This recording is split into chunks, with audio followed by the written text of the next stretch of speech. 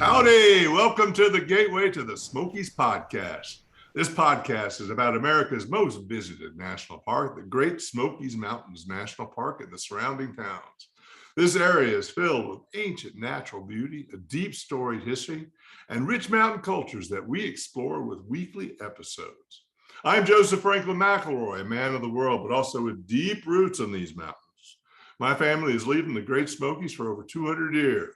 My business is in travel, but my heart is in culture. Today, we're going to talk about quality brewing in the Smokies. But first, a sponsor's message, which happens to be me. Imagine a place evocative of motor courts of the past, yet modern and vibrant with a chic Appalachian feel and the amenities of a country inn.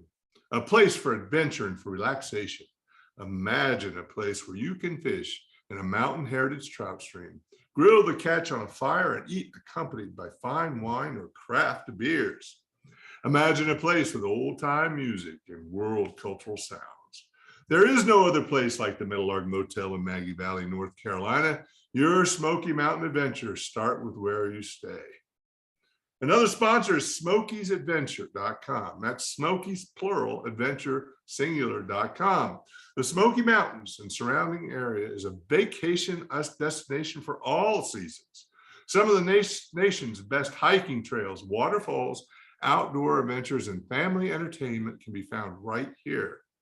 Start your adventure by using SmokiesAdventure.com to explore all the wonderful features of the Great Smoky Mountains National Park.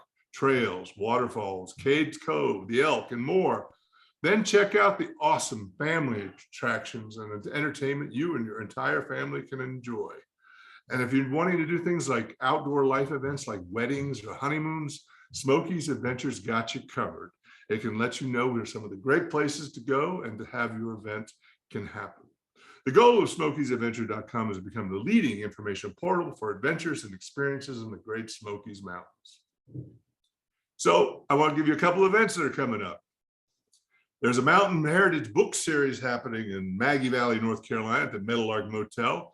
And on Saturday, March 26, 2022 at 4 p.m., renowned author Bob Plott will lead a seminar on the history of hunting in the Great Smoky Mountains, followed by a barbecue dinner and music with Mike Ogletree, former drummer of Simple Minds, and various guests for that evening. Call 828-926-1717 for more information. And as I've mentioned before, we're going to have a big fly fishing camp in April here at the Meadowlark Motel. What's better for the soul than throwing a line upstream, watching it pass, doing it again and again, and perhaps getting a bite? I don't know. All anglers know that fishing isn't only about reeling in the big one, although that always gets our blood a-pumping. But fly fishing is about being one with the river, its magnificent presence, while witnessing a valuable ecosystem. The Meadowlark Motel is offering a fly fishing camp on weekend on April 15th to the 17th in the Smoky Mountains. Our goal is to bring like-minded people together through fly fishing, food, drinks, stories, and campfire. Friday night will feature fishing tales of the Smokies, beverages of your choice at the Speakeasy, a charcuterie board full of small bites and trout delicacies, and lodging at the Meadowlark Motel. And then Saturday, breakfast full of wonderful delights, a half day of on-hands construction, 4 hours of intense fishing on an elite regional trout stream, and then additional fishing in the Mountain Heritage Trout Stream in the backyard.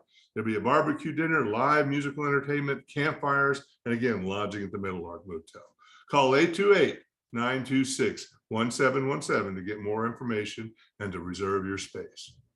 We're going to be talking about brewing in the Smokies soon, and I just wanted to give you a little insight into it. You know, this area has become quite a brewmaster's paradise. It's actually considered one of the top areas for getting a craft beer in the nation. Asheville is considered oftentimes the top city to get a craft beer, and there's many surrounding towns and counties have become grown into quite little brew capitals of themselves. There are more breweries in and around Asheville than you can shake a stick at, and the economic impact of this brewing industry is almost $1 billion. right? The local beer industry is the second largest manufacturing employer in the Asheville metro area. It supports almost 3,500 jobs. The industry generated 33.4 million in local tax revenues, and it has generated over 115 million for local, state, and federal governments. It saw a 357% growth from 2014 to 2019. These statistics are from 2019, but let me tell you, after a couple months in 2020, when we were shut down for COVID, it's been growing even more. It's been growing great guns. It's added, well over 1,200 jobs, the most among manufacturing industries. And for every direct job in the industry, approximately one additional role was created to support it in the local economy. So not only is it a wonderful tourism experience and culinary and imbibing experience, but it's also been important for the local economy here in the mountains. So we have an expert with us today. His name is Corey Bryson. He is the co-owner with his wife, Lori Bryson, of Balsam Falls Brewery, which is an award-winning he's an award-winning craft beer artisan and certified beer judge. He and his wife are also, I think it's Cicerone, he'll tell me in a minute whether that's correctly said or not, certified beer servers. They now own and operate Balsam Falls Brewing in Sylva, where Corey has family roots that go back over 150 years. He and Lori are also well-known community activists in Jackson County and take pride in making their homes there. Hello, Corey. How are you doing? I'm doing good today. Yeah. So you didn't grow up here, but your family's from here, right? That's correct. My dad went off to college, went to NC State, went in the Navy, and I was actually born in California. Grew up all over the Southeast, but every summer I spent in these mountains with my grandparents. So. That's fabulous. That's exactly what I did with my son, Ethan, who's now 30, is that, I left and went out to New York and different places, but I made sure he did come back every summer, right? And I think it's important to touch base with your cultural, roots that way, because both of us, have hundreds of years of cultural base in here. So it's great that you come back. So you've lived in a lot of places, but you ended up in Florida, right? I did. We moved to Florida in 2000 and lived there until 2016. Cool. And you have an information technology background. Yes. So where did you go to school? I have an associate's degree in electronics, actually, from a school that was in Louisville, Kentucky. I don't think it's around anymore. All right. Rest Electronics Institute. I went into, did a few different things. One of the things I did was I was a broadcast engineer for a TV station. That's in good. Little Rock. And then I went into IT and I worked in that pretty much up until we opened the business, and I've worked in it some recently. Cool. Since then. But my son was when he left his school, he went to school, he was going to be a marine biologist, right? And then he went to Wilmington and he discovered that they had this wonderful kinetic science degree, which was learning about how the body, and he ended up getting interested in powerlifting. And so he's been doing like powerlifting for 10 years plus. So he got a wellness position with a corporation and stuff. But now recently he's told me he's going to be in IT, and I have some IT background in my past. So that's pretty cool. It's a good business to be in, but sometimes it's not as fun as it could be. Sometimes you find a hobby that you just can't shake. Yeah. And in my life, I've been called a collector of hobbies. So I'd take up one hobby and I'd work at it, get tired of it, go on to something else. But when I took up brewing, it just stuck. Oh, really? And it took over a good part of my life. And I said, well, if I'm this interested in it, if it can keep my attention for more than 3 months, and then more than a year, more than 2 years, more than 5 years, maybe there's something here that I can work with. So it started that's an interesting thing. It started as a hobby. What was your hobby before? What was an example of a hobby before? Wow. You name it.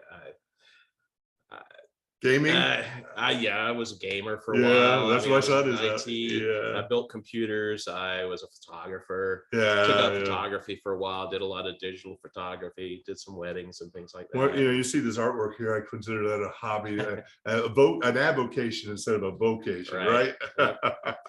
So your hobby became a reality in Tampa, Florida, right? Yes. And as you started getting a reputation for it there, right? Yeah. When I first got interested in brewing, we joined a local homebrew club, Brandon Bootleggers Homebrew Club. They had monthly meetings, and they had a lot of great people there that brewed beer, and learned a lot from them. We got together separately as kind of a side project to the club, was a competition team. And we would get together once a month and judge several different beers. They could be craft beers, they could be homebrew. And we would go through your standard judging score sheet. And that helped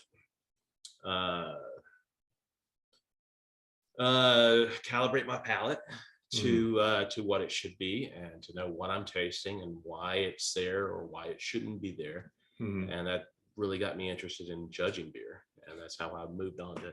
Well, I mean, it's probably very complex, but is there some things that you can tell people to how to judge a beer is good? There's simple, some of the simple measures that you could. Well, as a beer judge, the biggest thing is you have to judge a beer based on its style. If it doesn't fit into a style category, then the question becomes, does it taste good? Does it taste like it's well balanced? Is this a beer that you can drink and enjoy? Maybe want another one? Or if it's a beer that you drink and you're not sure about and not sure you want another one, well, that's your own personal preference and taste, and that's the most important thing in drinking beer, is drinking beer that you like and that you enjoy. So at the end of the day, if you like it, you judged it appropriately, right? But the thing is, there's like the gradation, right? Yeah, I mean, there's a big difference between judging a beer based on very stringent style guidelines and drinking a beer just to enjoy it. Okay, so cool. Well, we have to take a break. We'll come back. We'll talk more about that and then how it evolved into a career. Are you a business owner? Do you want to be a business owner? Do you work with business owners? Hi, I'm Stephen Fry, your small and medium-sized business, or SMB guy, and I'm the host of the new show, Always Friday. While I love to have fun on my show, we take those Friday feelings of freedom and clarity to discuss popular topics on the minds of SMBs today. Please join me and my various special guests on Friday at 11 a.m. on talkradio.nyc. Are you a conscious co-creator? Are you on a quest to raise your vibration and your consciousness? I'm Sam Leibowitz, your conscious consultant. And on my show, The Conscious Consultant Hour, Awakening Humanity, we will touch upon all these topics and more. Listen live at our new time on Thursdays at 12 noon Eastern Time. That's The Conscious Consultant Hour, Awakening Humanity, Thursdays, 12 noon on talkradio.nyc.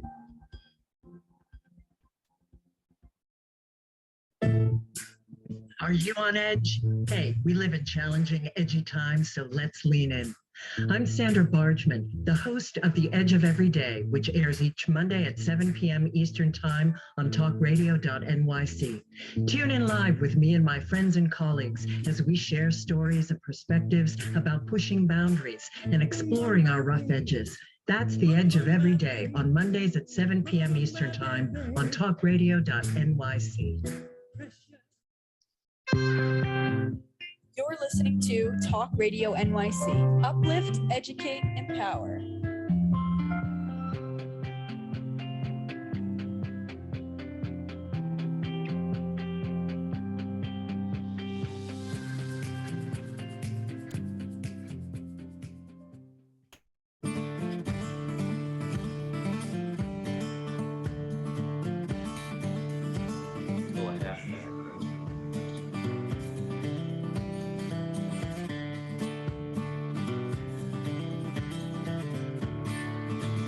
Howdy, this is Joseph Franklin McElroy back with the Gateway to the Smokies podcast and my guest, Corey Bryson.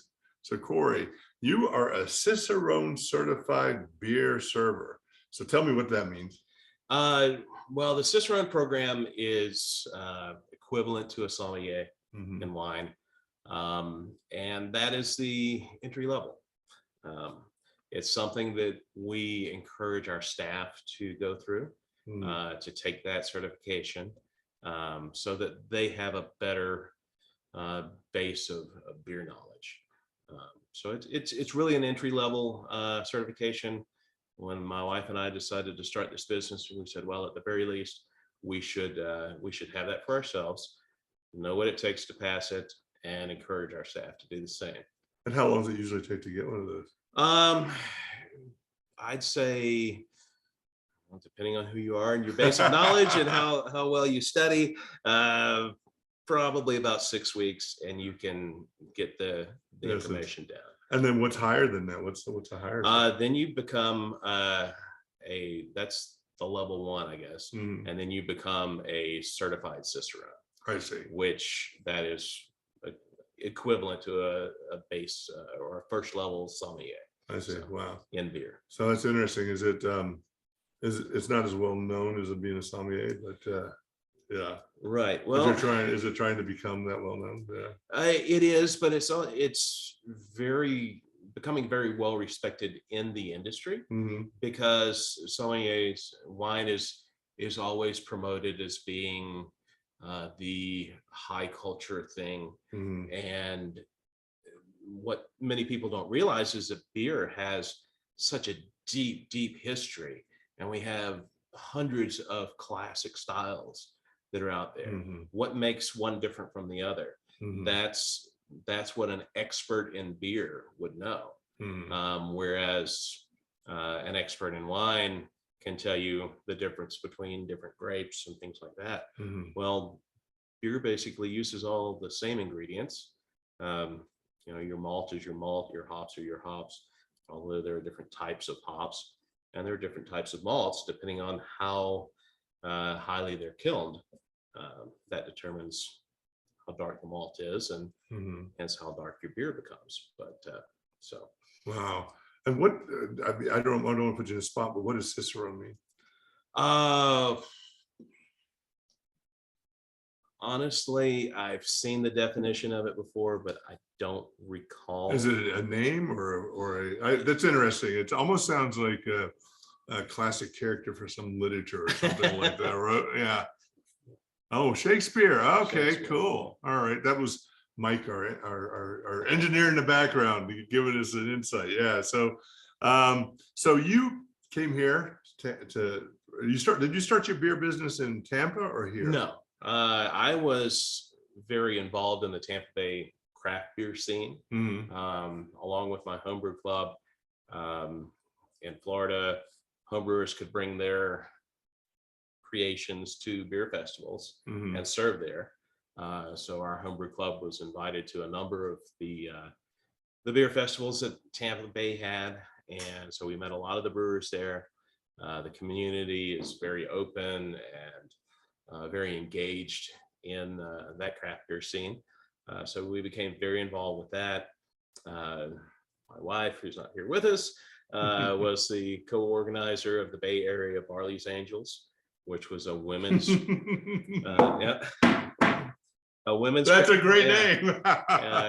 It's a national or probably international women's craft beer organization. Right. And they would go around and visit breweries and talk to brewery reps, and so we just kind of became embedded in that culture in Tampa.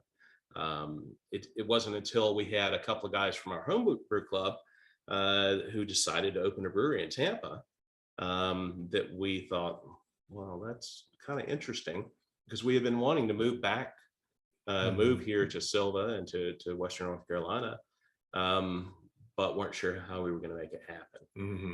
So we were looking for a way to make it happen. And after seeing these two guys, one was a banker, the other was a auto body mechanic, and they got together and got some investors and opened a brewery, and were very successful. And we thought, that might be a possibility. So we talked to them. They shared their business plan with us. We worked on it for about 3 years, and finally came to the point where we needed to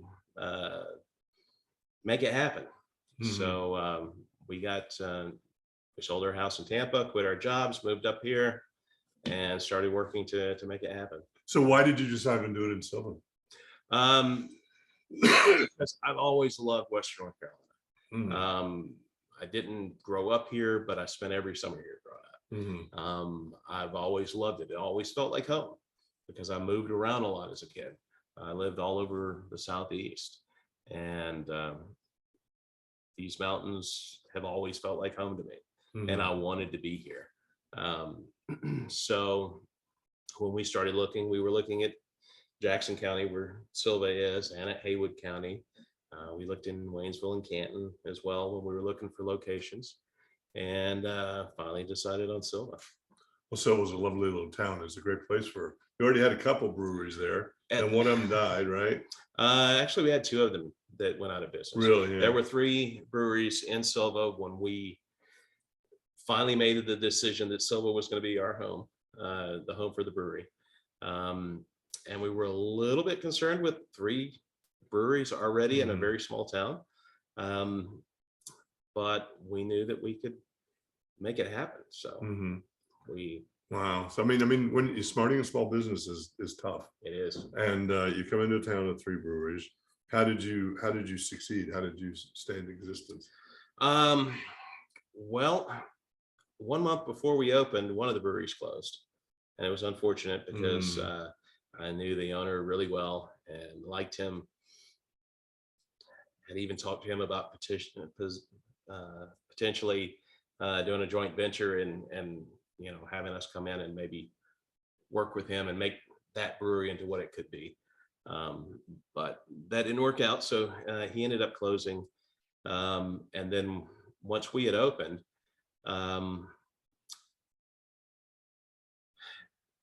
it was a lot about the feeling and the ambiance of our location. We wanted to be warm and friendly and family friendly and inviting, the place that you can come into.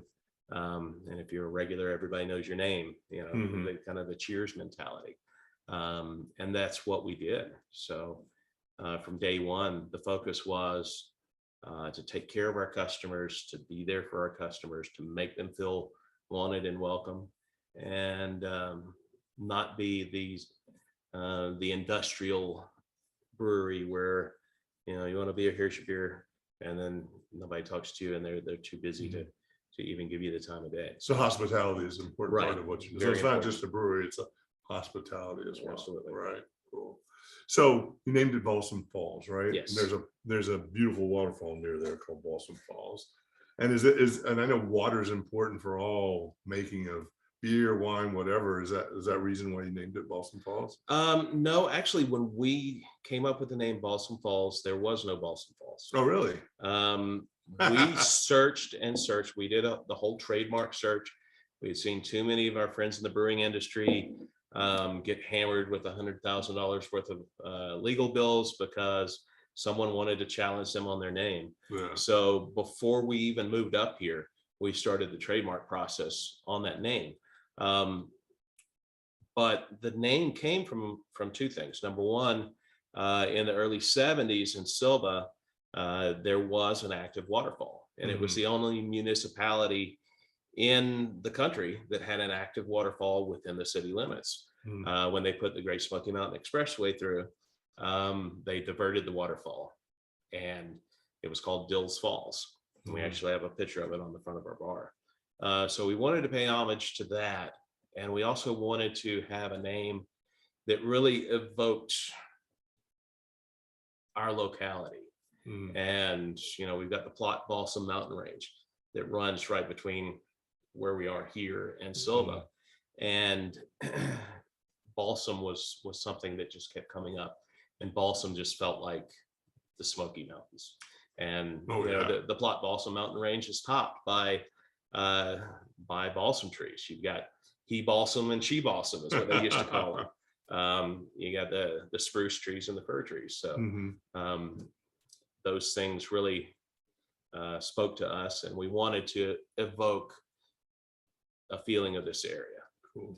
And at some point later on, someone, I don't know if they just named this falls Balsam Falls and put it on the internet, but we spent a lot of money to make sure that there wasn't a Balsam Falls, just to make sure that we got our trademark done. Well, that's fabulous. So there is a lot of breweries in this area, right? There are. And so, I mean, hospitality, you've already mentioned. Yes. Is there any other competitive advantages that you've created for your beer and your brewery? Well, there are a few things.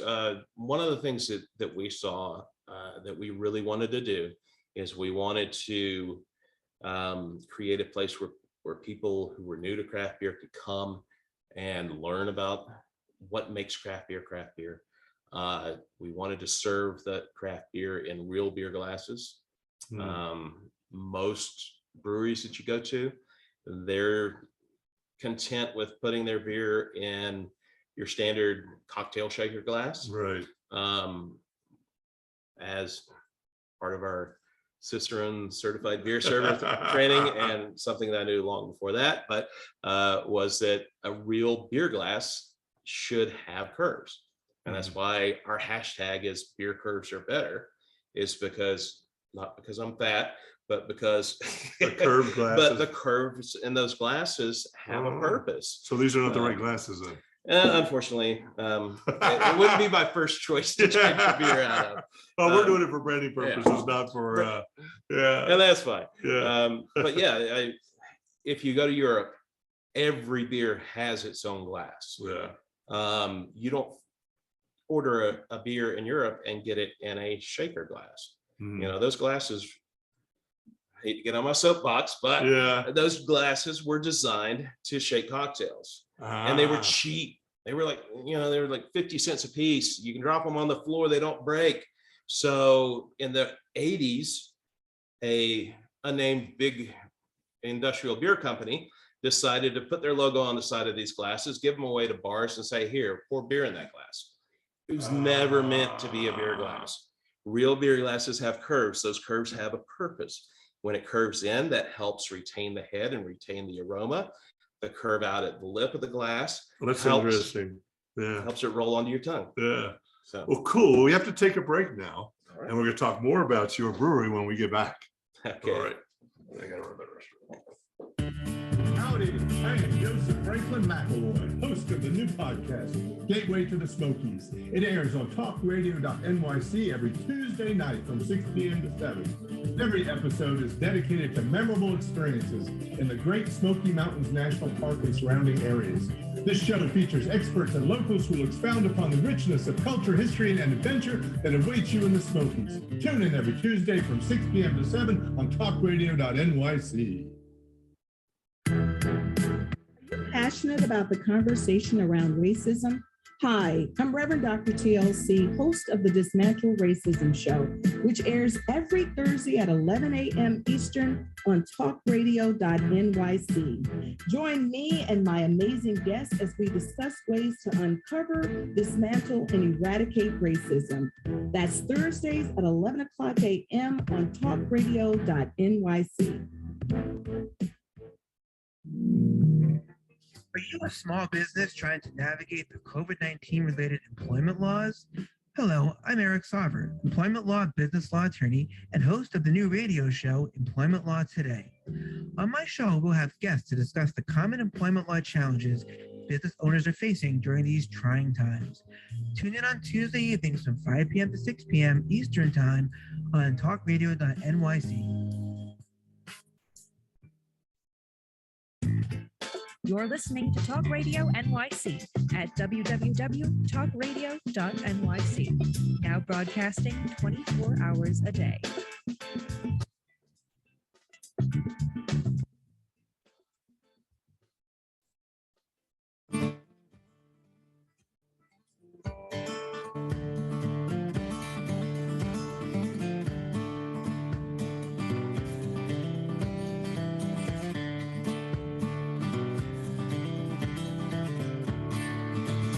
Howdy, this is Joseph Franklin McElroy back with the Gateway to the Smokies podcast and my guest, Corey Bryson. So Corey, I interrupted you because we had to go to break about you talking about glassware, and I thought it was pretty interesting. Can you tell us a little bit more about that? Well, I'll put it to you this way. If you've got a good beer glass at home, you can do an experiment for yourself. Mm-hmm. Take one of the shaker pint glasses and take a real beer glass that has the curves like I'm talking about, and put your favorite beer in each glass. Mm-hmm. Then take a sip out of each one and see. Well, take 2 sips out of each one, because you always want to acclimate your palate. Take 2 sips out of each one and see if you notice a difference. When we were planning our glassware for the brewery, we did exactly that. We ordered samples of a bunch of glassware from the company we were going with, and we sat down and we did in sets of 4. We had a shaker glass as our control, and then we had 3 other beer glasses, and we put the same beer in each one, tasted each one to determine which one we thought accentuated that beer the best. We ended up choosing two glasses, one for our IPAs, one for our standard pints. Since then, we've added balloon glasses, Belgian style beer glasses for smaller pours and things like that. But well, so that's very much like a brandy snifter, right? yes, it's like you can tell the major difference in brandy. I mean, you can't even get the experience of brandy without the right. Cool. I didn't even know that that the beer had that sort of thing, and I drink it all the time. Right. Well, I mean, you've got to realize our sense of taste is not really our sense of taste. It's mostly our sense of smell. Yeah. So if you're not getting the aromas from that beer that you're supposed to get, that the brewer intended you to get, then you're missing out on half the experience. Cool. So when you created your business, and it's not dissimilar to what we're doing, is we created something called the Heritage Club. You created something called the Founders Club that helped you build that. What was the Founders Club? Well, it was something that is now closed. When we were first opening, we needed to get a lot of work done. So we needed to do painting and mud drywall and do all kinds of trim work and things like that. So we put it out to our friends and family and things like that. Hey, if you want to become a founder, here's what you do. Give us 25 hours of work while we're trying to get this business open. In exchange, we'll give you a t-shirt that's a unique t-shirt that says Founders Club on it. You're the only one that'll ever have one of those. And we'll also give you some other discounts. So is it like a sort of a GoFundMe for labor? Yeah, kind of. And we got that idea from a brewery in the Tampa Bay area that opened that did something very similar to that. And it worked well for you? It worked really well for us. We got the painting done. We made some great friends. I mean, even and more loyal than customers. I mean, the idea was, okay, we're getting the labor, sure, but we're also creating our cheerleaders, because hopefully, and probably about half of the people that finished becoming complete founders are now regular customers of ours. So we give them free stuff, but they come in all the time and they bring their friends in, and they're friends of ours. So I mean, these people we've known them for over 4.5 years at this point. And they're like family. Well, it's interesting. I have this motels, been around since the 50s, and there's people that come here and they say they were here for their honeymoon in the 60s. So we're talking about a Heritage Club, and one thing we're doing is all these heritage events, but I am thinking about rewarding these people like with a special status, because listen, they supported it all the years, right? But the thing I like about you, we're a 3-star three pine motel, where I think we're the only 3 pine west of Asheville, right? Which is a state designation of sustainability. Okay. Right. And I know you're active in environmental issues, right? Yes. So how does that become part of your business? Well, brewers use a lot of water, and they generate a lot of waste.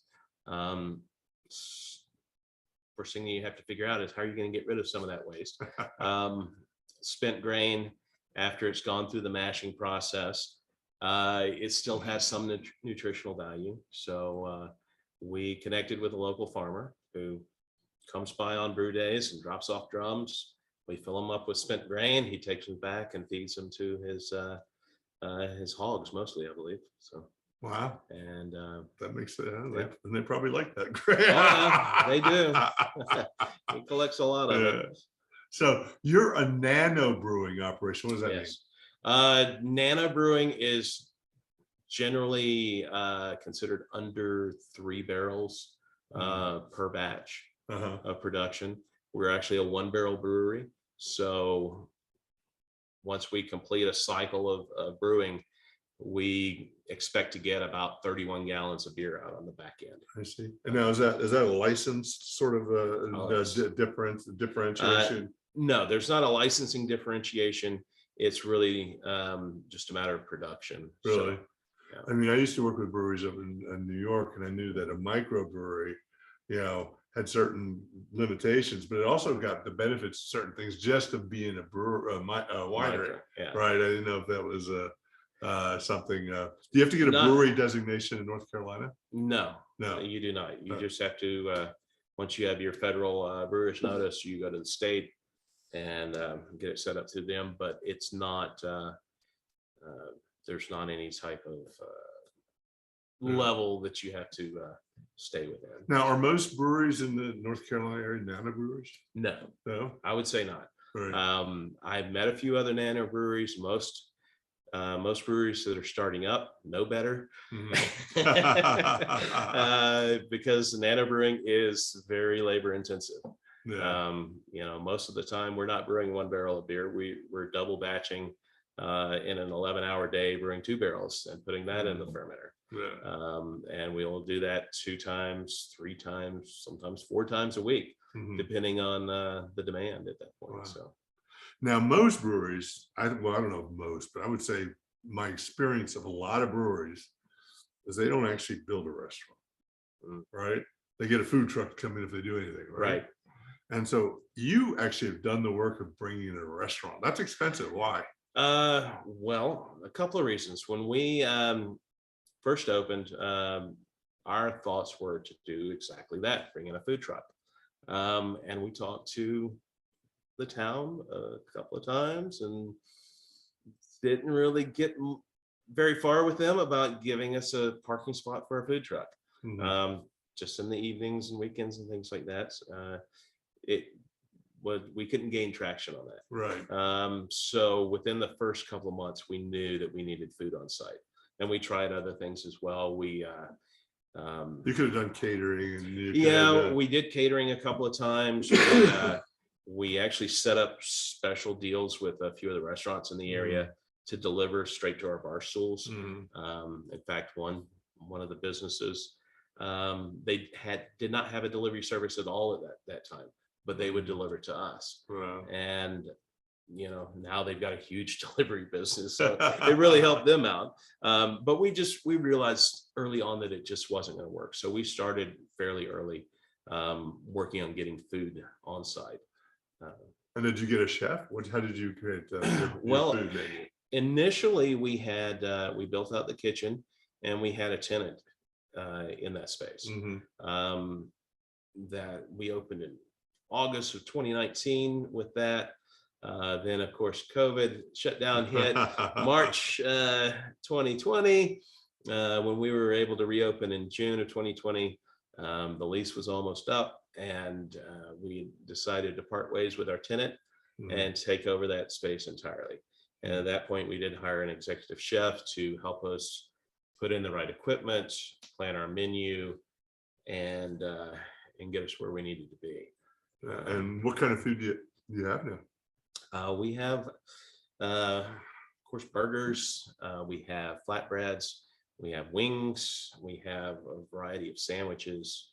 We have Cuban. We have a spicy chicken sandwich. And you're all day, right? Yes. Also breakfast, lunch, and dinner. Not breakfast. Not breakfast. Breakfast isn't really beer time. Okay, well. But yeah, we open at 11. and start serving lunch there. Cool. There is a restaurant in New York City. It's a French restaurant started in France. It was started by a winery, right? Here's an interesting story about it. It can't be replicated, right? But what they did is they had to, they needed, people really wanted to have a food while they were drinking wine, right? So they created one dish. And they got somebody to create one dish, which was steak with with the steak and the special sauce and frites, which are fries, right? Well, the special sauce was so great that the food became this huge hit. And people came from miles away. And by the way, they drank wine too, right? Yeah. And it became such a big thing. They created just a restaurant that goes now in several places all over the world. All it serves is this steak frites with this special sauce. And then you can pick your wines and pick your dessert. Right? It's kind of interesting, right? Can you tell us about the beers you brew? Well, as we were talking earlier, as a brewer, I like a lot of different kinds of beer. I'm not the type of person that will just drink one. So we have a lot of variety in our brewery. We have a total of 36 taps. Wow. 2 of those are taken up as guest taps, one for a white wine, one for a Prosecco. People like their mimosas for brunch and things like that. So, but the other 36 taps, our goal is to keep beers and our other products on those. So, we have, you never know what you're going to find when you come in. Right now. Well, what are your staples? We have Into the Mist, which is our Southern IPA, what we call a Southern IPA. We've got Vine Pounder, which is a double IPA. We've got Go West, which is more of a West Coast style IPA. We've got 87 Eagle Blonde. The 1 year I did live here growing up was my senior year in high school. Graduated from Sylva Webster in 1987. Wow. So, and their mascot was the Golden Eagles. So when I was looking for a name for the blonde, there you go. 87 Eagle Blonde. That's one of our most popular. We've got our Salt Rock Wit, Bonus Defeat, Robust Porter. Let's see, we've got a few others, but they rotate on and off. So have you're a pretty young brewery. Have you won any awards yet? We have won a couple so far. There were some competitions in Asheville done by Raven Farms, where they gave you ingredients from their farm and asked you to brew with them. It was fairly limited competition. I think it was limited to 10 breweries. 1 year we came in second place, and next year we came in first place in that. So fabulous! Wow. Now, do you do things like seltzer, hard cider? Yes. All right. Yes, we did. That's one of the things after coming out of COVID, knowing that we needed to make some improvements on our business. We got our winery license so that we could produce cider. So we started producing our own cider. We also started producing our own seltzer. We've got a 5.5% seltzer and an 11% seltzer. Wow. Our 11% seltzer is our answer to the fact that we don't have a liquor license, and we can make mixed drinks with that. So you can mix that 11% seltzer down and still have a decent ABV drink. So cool. All right. Well, we're going to take another break here, and we'll come back. We'll finish up with some more information about what you're doing, and then some shout outs. All right. Hey everybody, it's Tommy D, the nonprofit sector connector, coming at you from my attic. Each week here on talkradio.nyc, I host a program, Philanthropy in Focus. Nonprofits impact us each and every day, and it's my focus to help them amplify their message and tell their story. Listen each week at 10 a.m. Eastern Standard Time until 11 a.m. Eastern Standard Time, right here on talkradio.nyc. In a post-COVID world, you may have many unanswered questions regarding your health. Are you looking to live a healthier lifestyle? Do you have a desire to learn more about mental health and enhance your quality of life? Or do you just want to participate in self-understanding and awareness? I'm Frank R. Harrison, host of Frank About Health, and each Thursday, I will tackle these questions and work to enlighten you. Tune in every Thursday at 5 p.m. on talkradio.nyc, and I will be frank about health to advocate for all of us.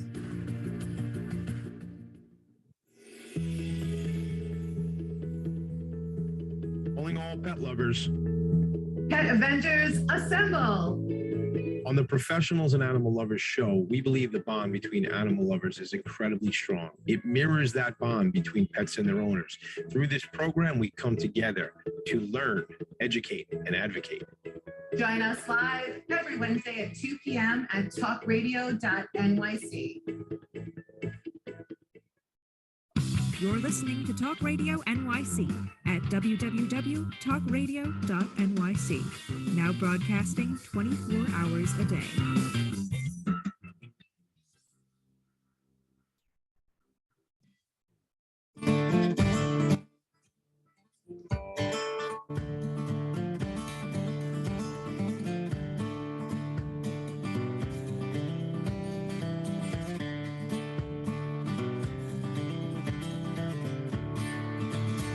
Howdy, this is Joseph Franklin McElroy back with a gateway to the Smokies podcast with my guest, Corey Bryson. So, Corey, I was talking to Bob Plott, who has introduced us the other day, and I was talking to him, and, I was a beekeeper, all right? Okay. And I was in the beekeeper in the Bronx, right? South Bronx, no less. Wow. And I got the community to be involved and everything else. And actually, it's funny, the Church of Stop Shopping, which is a far left organization, and I'm not far left by any means, but they said because I was doing this in the South Bronx, they made me a saint of their church. It was a church of Stop Shopping. So I have that accolade on my thing. I doubt I could ever run for office because somebody bring that up. But the thing that I was discussing with is that I looked it up, and you can make like from one beehive, like 120 gallons of mead. Is that something that you guys do, is make mead? Yes, as a matter of fact, we with our winery license, we can make mead, we can make grape wine if we wanted to. And we actually just released our first mead last week. Very small scale, only have a very, very limited quantity of it, but it is 14.2%. That's fortified wine, man. That's like almost just below that level. Yeah, right. Legally. But yeah, it's made with a bunch of honey and some nutrients for the yeast, and just let them do their thing.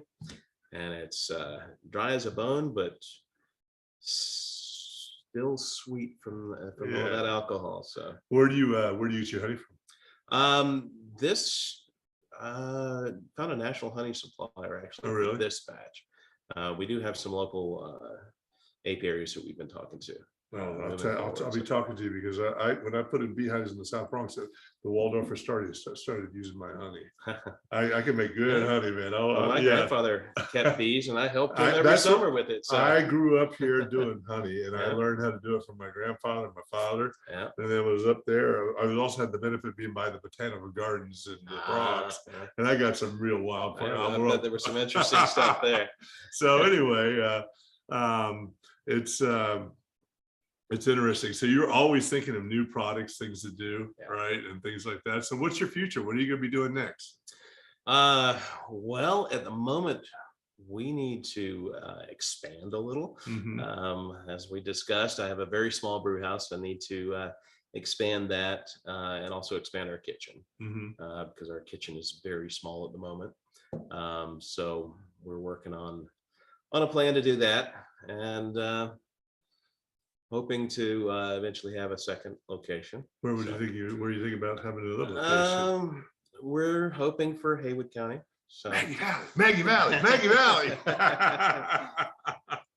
Yeah. So that would be great. Yeah, we need a brewery in Maggie Valley. We got a distillery, but and I want to have a craft beverage at the festival grounds. Festival. Okay, that would be cool, right? Yeah. I think that'd be good. See, I use this podcast to like put you on the spot to get. We can't forget our friends at Bear Waters. They do have They are great. They're good. A little brewery down the street. Yeah, they have good food. I mean, I love they even have gluten-free pizza, right? Yeah. But so they do a good job. But they also get a lot of business from during the winter, which nobody else does because they're near the ski resort, right? Yeah. So, but there's room in this county for another brewery or two, I think, and everybody still do well. It's like I said, let's build the pie bigger. Right? Exactly. Yeah. And And as breweries come in, everyone says, well, there's got to be too many breweries now. I mean, you look at Asheville, they've got, I don't even know. I think there are 25 breweries on South Slope at this point. But people are still opening breweries. Most of them are successful. Cool. I think it all comes down to what your focus is on the business, you know. So what you're in Sylva, and I know this is a travel show, and so somebody comes to Sylva to have food and beer at your place. What else did they visit in Sylva? Well, we do have the most photographed courthouse in North Carolina, or what they always said it was. It's a courthouse up on a hill. Actually, not a courthouse anymore. It's now the library. Right. So that's a beautiful opportunity to take pictures and things. We've got Pinnacle Mountain, which is a nice hike that people can go on. There's lots of waterfalls and other places to hike. There are lakes. And if somebody, since you don't serve breakfast, what would be a good place to go get breakfast? Oh, let's see. Well, if you're just looking for just your regular greasy spoon, there's the coffee shop in Everybody downtown mentions Sylva. that one, yeah. If you're looking for something a little bit higher class, we do have White Moon Cafe is in downtown, also City Lights Cafe. They both serve breakfast. And there are probably a few other places. I think there's some new places that I haven't necessarily been to yet. But all right, cool. And then, I mean, you serve lunch and dinner, but you know, somebody's not going to eat at you twice in the same day. So They where would have. but I know, but where would be the other place that they would eat lunch or dinner? Well, Lulu's down the street. They're a really nice sit down restaurant. We've got Ilda's, which is kind of they call it a cross between Italian and Southern food. It's really good. Of course, we have your standard Mexican restaurants and everything like that. Guadalupe's. Guadalupe's. Yeah, that's a real popular place. Yeah, cool. So how can people find out more about you, your hours of operation, that sort of thing? Well, Monday through Friday, we're open 11 to 10. Saturdays and Sundays, we do open early at 10 a.m. for brunch and close again at 10 p.m. They can find out more about us on Facebook or Instagram, Balsam Falls Brewing. It's also balsamfallsbrewing.com. Cool. And how about you? Do you have any social media that you are talking about out there, promoting things like that? They can follow you or your wife? No, I don't do a whole lot. I mean, you should do TikTok at least. Shows how to cook some stuff. Actually, my wife just started doing Instagram, and all right. She was telling me the other day how many followers she has. But what's her Instagram? I don't know. Yeah. And she's listening too, right? Yeah, probably. She's probably listening. And I pulled up my phone earlier and went to go to our Instagram for Balsam Falls, and I'm like, they changed the password on me, didn't they? So yeah, I don't even have a personal Instagram account. So yeah, well, that's all right. I think it's been great to have you on the show. I really appreciate it. Great to be here. Yeah, it's been a good to find out about this. I love the brewery scene in North Carolina. I'd love to see it even more. Maggie Valley, I love Bearwater being here, but even more. So I encourage you to look at Maggie Valley as one of your opportunities, and I think it'd be great. So this is the Gateway to the Smokies podcast. You can find out more about us at facebook.com/gateway to the Smokies podcast. We also we actually have all our videos on smokiesadventure.com. You can go there and you'll see the link at the top of the Smokies Adventures. And we have not only the shows, but we have transcripts so you can read it and find things that you want to do and other information and newsletter you can sign up for. This podcast is on talkradio.nyc network. It broadcasts first into New York City and other places. It's a live network of lots of podcasts ranging from small business to other travel shows to self-help to cats and dogs, anything, a lot of different things. And it's 7 days a week, many hours out of the day. So go to talkradio.nyc look for shows that you might find interesting. I love the live show format because you find out you have a very vital experience. I also run another podcast on this network called Wise Content Creates Wealth. I will help people understand how to use content marketing and SEO to build their business, which is something I'm doing for the businesses I'm doing, which is the Meadowlark Motel.